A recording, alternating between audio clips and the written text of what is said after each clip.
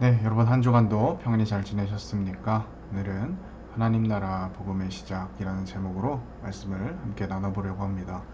여러분들은 복음이 뭐라고 생각하십니까?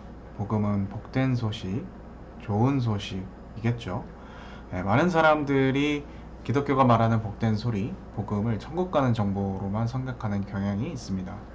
그래서 예수님 믿고 천국 가세요. 그분은 십자가에 달려 돌아가셨어요.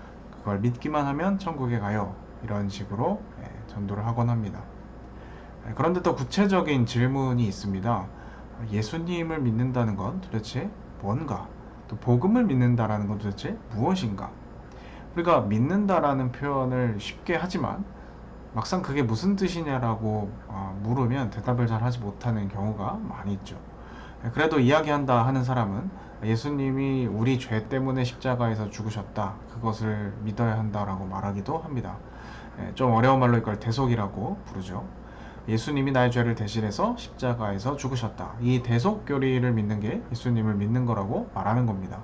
예수님이 나의 죄를 대신하여 죽으셨다. 그리고 그것을 믿어야 하는 것도 맞습니다.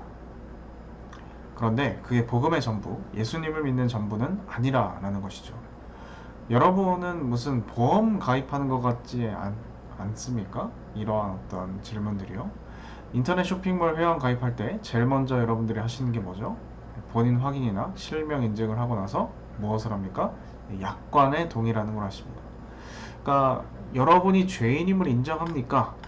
예수님이 나의 죄 때문에 십자가에서 죽었다라는 것을 인정합니까? 이렇게 질문을 한 다음에 통과하면 축하합니다. 이제 예수님을 믿었으므로 천국 클럽의 멤버스 회원이 되셨습니다. 가까운 교회에 출석하세요.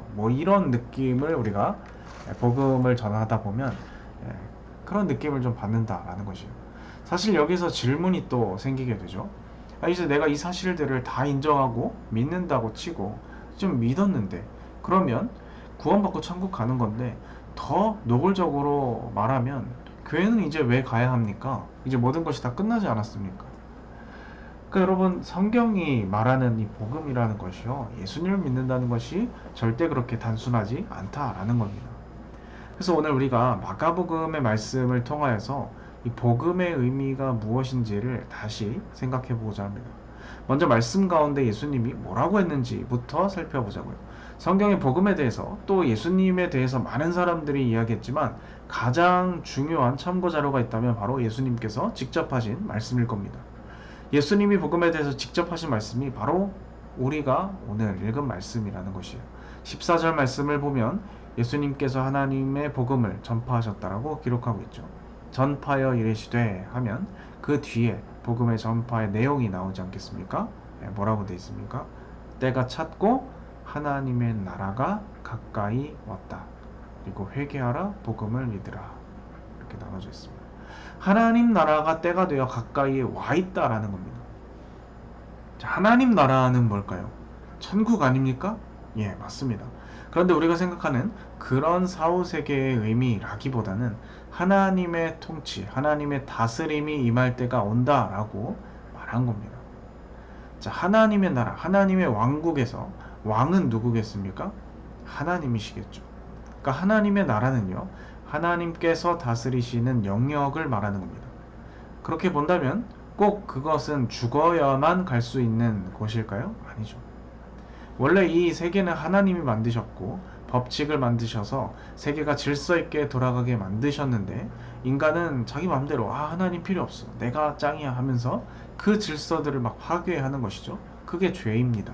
하나님의 다스림대로 사는 것이 아니라 지 맘대로 막 사는 것이죠. 그래서 여러분 세상이 이 모양 이 꼴이 된 겁니다. 그런데 예수님은 오셔서 뭐라고 했냐면 하나님의 나라가 가까이 왔다 회개하라 라고 이야기한 겁니다. 이제 하나님께서 처음 세상을 지으신 대로 온전하게 통치할 그때가 곧 온다라는 거예요. 그러니 어떻게 하라? 회개하라. 회개는 항복 같은 겁니다. 전에 내가 내 마음대로 나 하고 싶은 대로 나의 욕망과 나의 본능과 이기심을 따라 살았다면 우리를 지으신 하나님의 다스림으로 복종하는 거예요. 그분께 항복하고 죄를 고백하고 다시 하나님이 우리에게 알려주신 뜻대로 살라는 말이거든요. 여러분 이것이 복음입니다. 예수님을 믿는 것이 중요한데 그 예수님이 누구인지 아는 것이 사실 우선이라는 거예요. 아까 말씀드린 것처럼 기독교의 복음을 천국 가는 방법, 꿀팁 이런 정도로만 생각하고 그러한 틀에 갇혀 있게 되면 예수님도 거기 맞춰서 의미가 축소될 수밖에 없습니다. 어떻게 축소됩니까? 내가 천국 갈 수 있도록 나를 위해 십자가에서 죽으신 분. 여러분 맞지만 그 이상의 의미가 있다는 것이죠. 그 죽으신 분은 바로 하나님이시다. 그분이 하나님이시기 때문에 우리는 그분께 순종하고 그분의 뜻을 따라야 한다라는 것입니다. 우리가 군복무를 다 하고 있기 때문에 이해가 훨씬 쉬울 거라고 생각해요. 여러분의 지휘관은 누굽니까? 혹은 직속 상관이 누구십니까? 우리가 군인으로서 그 상관 혹은 지휘관의 명령에 따른다는 것은 그냥 말로만 하는 하나의 상징입니까? 그렇지 않죠. 우리의 모든 지휘 체계나 명령이 실질적으로 우리 군 생활에 짜여져 있고요. 우리가 하는 모든 일과는 이 법칙 안에서 흘러가게 되는 겁니다. 그런데 우리가 우리 신앙생활을 잘 들여다보게 되면 어쩌면 우리가 예수님 믿는다는 이 말이 내가 군복무를 하면서 지휘관의 명령에 따르는 것보다 못한 경우가 너무나 많다라는 거예요. 하나님께서 우리의 지휘관이나 상관보다 못한 취급을 받는 경우가 많더라라는 거예요. 그러니까 우리가 예수님을 믿되 그래서 제대로 알고 믿을 필요가 있다는 것이죠. 군에서는 잘못하면 징계나 감봉 같은 것을 받겠지만 여러분 완성된 하나님 나라 그날에는 심판이 있습니다. 그러니까 예수님을 믿되 제대로 믿고 하나님의 뜻을 이룰 수 있는 우리가 될 수 있길 바랍니다. 자, 그런데 오늘 말씀 가운데 이 복음의 메시지에 반응한 이들이 등장합니다. 바로 16절과 19절에 나오는 예수님의 초기 제자들이죠. 시몬과 안드레 그리고 야고보와 그 형제 요한입니다. 그러니까 이들의 반응을 보면 이것이 바로 복음이고 이 복음에 응답하는 올바른 모습이구나 라는 것을 알 수 있겠죠. 자, 이들이 어떻게 반응합니까? 예수님께서 복음을 전파하시고 나를 따르라 하시니까 그들은 자신의 생업을 버리고 주님을 따릅니다. 그들은 생계로 어업을 하고 있었지만 예수님은 그들에게 사람을 낚는 어부가 되게 하신다 이렇게 말씀하셨거든요. 자, 이 부분에서 우리가 유의해야 할 것은 예수님이 제시하는 이 사람을 낚는 어부라는 것은요, 단순한 어떤 전도왕이 아닙니다. 우리가 사람을 낚아서 예수님을 믿게 만든다는 거구나 이렇게 많이 오해하기도 하거든요. 사실 사전적인 의미로 낚다라는 표현을 쓸 때 사실 물고기를 잡는 방법에 상관없이 쓰이긴 하지만 우리가 낚다라는 표현을 쓸 때 떠올리는 이미지는 되게 바늘 낚시에 좀 한정되는 것 같은 경향이 있습니다. 낚였구나 뭐 이런 표현을 쓸 때 이런 표현을 할 때 생각해 보면 더 그렇죠. 낚여서 이상한 물건 당한 썰, 어렸을 때 엄마가 돈가스 사준다고 낚여서 복용수술 당한 썰. 그러니까 인터넷에 쳐보면 이제 낚다라는 이 단어와 연관된 단어는 이런 것들이 이제 등장을 하는 겁니다. 자, 그런데 사람을 낚는 어부가 되겠다는 이 예수님의 이 말은 이런 뜻이 아니라는 거예요. 예수님께서 제시하고 있는 사람을 낚는 어부는요, 사람들을 현혹시켜서 마치 다단계 하듯이 막 데려와라, 무슨 수단이든 가리지 않고 대상을 미끼를 물게 해서 예수님께 데려오게 하는 그런 의미가 아닙니다. 오늘 말씀 의미의 원어적 의미를 살펴보면 시간상 제가 자세한 물법적 설명은 드리지 않겠지만 거기에는 이 낚다라는 이 낚시에 관련된 표현은 아예 없습니다. 그리고 이 부분을 보면 번역을 한 부분을 보면 사람들의 어부 혹은 사람들을 위한 어부로 이렇게 번역이 됩니다. 그러니까 우리가 보고 있는 지금 성경은 의역을 한 거죠. 사람들의 어부니까 물고기를 안 낚고 사람들을 낚는 거구나. 그러니까 한글 성경으로 번역하는 과정에서 번역자가 의역을 한 겁니다. 그러니까 원어에는 낚다라는 말 자체가 안 나온다라는 거죠. 영어로 따지면 fisher of men 이렇게 나옵니다. 아니 목사님, 어쨌든 어부는 낚시를 하는 사람들 아닙니까? 예, 맞습니다. 그런데 이 말씀을 보다 정확히 이해하려면 구약 성경 가운데서 어부라는 말이 어떤 의미로 쓰였는지를 먼저 살펴볼 필요가 있다는 거예요. 예레미야 16장 14절에서 21절 같은 경우 보면요, 여호와의 말씀이니라 보라 내가 많은 어부를 불러다가 그들을 낫게 하며 그 후에 많은 포수를 불러다가 그들을 모든 산과 모든 언덕과 바위 틈에서 사냥하게 하리니 이렇게 기록이 되어 있습니다. 그러니까 구약 성경에서 어부는 하나님의 심판을 대행하는 사람들이거든요. 그리고 그 심판 이후에는 회복이 있죠. 그러니 종말론적인 의미에서 이 어부의 역할은 하나님의 심판 전에 장래를 정리하고 회복을 돕는 역할을 한다는 겁니다. 그러니까 여기서 말하는 어부는 심판의 집행자적인 의미를 가지고 있는 거죠.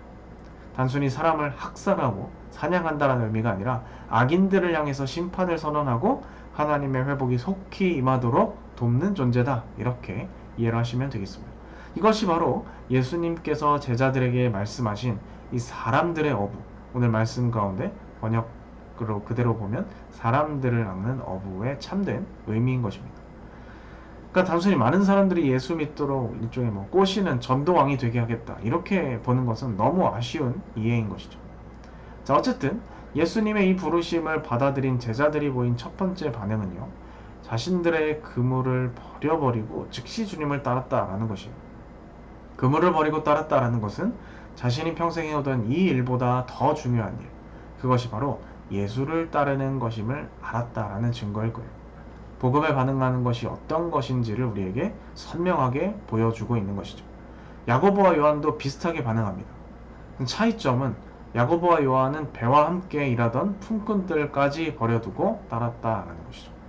그러니까 본질적인 차이는 없습니다만 야고보와 요한의 경우는 동일한 어부긴 하지만 자기 배와 품꾼을 부리는 어부였다라는 차이가 있습니다.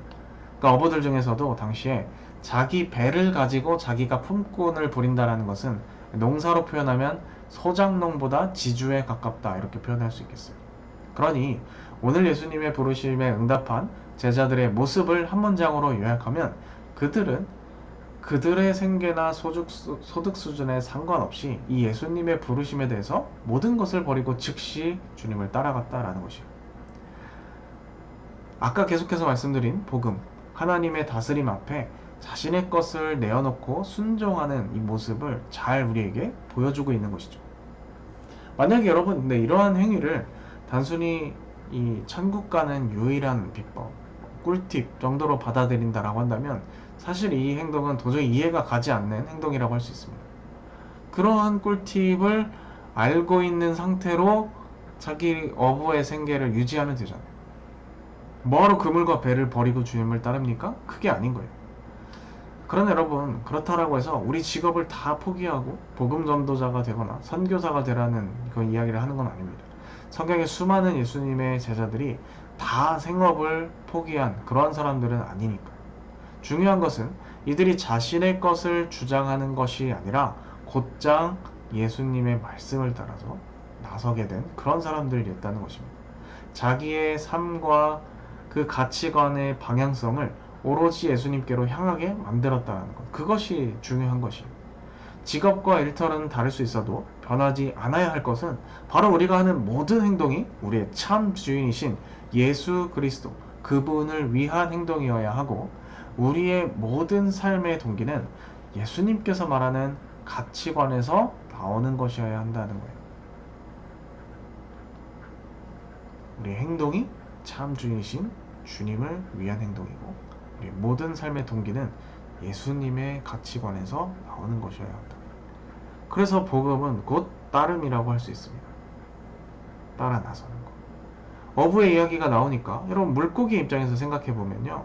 물고기는 어떻습니까? 그냥 아무 생각 없이 물의 흐름에 따라서 본능적으로 사는 겁니다. 본능대로 정처 없이 떠도는 삶인 거죠. 포식자가 나타나면 도망가고 자기 먹이가 있는 대로 쫓아가면서 살아가는 그런 삶인 겁니다. 그러니까 우리가 복음을 알지 못한다는 것은 바로 이렇게 세상 속에서 정처 없이 생각 없이 흘러가는 대로 사는 것입니다. 인생이 더덥고 원하는 것도 얻지 못할 겁니다. 노력하면 모든 것이 좋아질 것이다. 이런 허탕한 그런 메시지를 따라서 아무런 보증이 없는 환상 같은 것이죠. 진정한 인생의 목적이신 그분 예수님을 복음 안에서 우리가 경험하지 못한다면 우리는 이와 같이 그냥 그저 그렇게 살아가게 될 것입니다. 너무나 아쉬운 것은 수많은 교회가 혹은 복음 전도자들이 이 성경에 나오는 복음의 정수에 다가가지 못하고 이 표면적으로만 외쳐야 된다라는 것이에요. 어떻게 해요? 예수님 믿고 천국 가세요. 뭐 얼마나 안타깝습니까? 이러한 어떤 외침이 영화나 드라마에서 약간 밈같이 패러디 되기도 하잖아요. 너무 슬픈 일이죠. 그런데 저는 오늘 말씀에 근거해서 다르게 이야기 드리고 싶다라는 거예요. 여러분 예수님을 믿으십시오. 그리고 여러분의 인생을 하나님의 나라로 만들어 가시기 바랍니다. 여러분을 지으시고 만드셨을 뿐 아니라 다시 기회를 주시기 위해서 십자가에 못 박히신 하나님의 아들 예수님을 받아들이십시오. 인생에 아무런 의미 없이 그저 좋은 집, 좋은 직장, 돈 많이 벌고 가정을 꾸리다가 허무하게 죽는 것이 우리의 삶의 목표가 아닙니다. 지금보다 더 나은 방식의 삶이 있습니다. 하나님의 나라가 옵니다. 그분의 뜻에 복종하고 우리를 지으신 그 법과 질서에 따라 살았으면 좋겠습니다. 여러분 그곳에 진정한 삶의 의미와 행복이 있습니다. 이것이 제가 여러분들께 제시하는 복음입니다. 하나님의 아들 예수님, 그분이 우리의 주님이 되십니다. 세례 요한보다 나으니 진정한 회개와 그 회개의 삶을 실제로 우리의 삶에 이룰 수 있도록 하시는 그 종결자 그 예수님이 우리의 주님 되십니다. 그분이 우리의 왕으로 주인으로서 우리와 함께 하십니다. 이 복음을 믿고 풍성한 삶의 의미와 진정한 행복을 누릴 수 있는 모두가 될 수 있기를 바랍니다. 기도하겠습니다. 하나님 아버지, 오늘 말씀을 통하여서 모두가 쉽게 이야기하지만 막상 그 의미를 잘 모르는 이 복음에 대해서, 하나님 나라에 대해서 살펴보았습니다. 주님께서 우리의 주님이 되시고 우리를 다스리시는 그 주인이 실제로 되어주시기를 원합니다. 정처 없이 떠도는 인생, 생각 없이 흐름에 따라 맡겨 사는 그러한 인생 되지 않게 하시고 주 예수 그리스도를 따라 우리 삶에, 우리의 인생에 정말 중요한 것이 무엇인지, 우리 삶의 진정한 목적은 어디에 있는지를 분별하며 그 주님을 쫓아 살아갈 수 있는 저희들 다 될 수 있도록 인도하여 주옵소서. 함께 하실 주 믿사오니 이 모든 말씀 예수님의 이름으로 기도드립니다. 아멘. 지금은 우리 구주 예수 그리스도의 이름으로 하나님 아버지의 극진하신 사랑하심과 성령의 인도 역사 충만케 하심이 오늘 함께 말씀을 듣고 진정으로 주님을 따라 하나님 나라의 복음을 받아들이며 믿으며 그렇게 우리의 주인 되시는 주님을 따라 살기를 마음속에 다짐하는 주님의 자녀들 백성들 머리 위에 지금부터 영원까지 함께 하시기를 축원하옵나이다. 아멘. 네, 여러분 한 주간도 하나님 나라 복음 안에서 그 복음을 진정으로 누리며 주님과 함께 동행하는 그러한 인생들 다 될 수 있기를 바랍니다.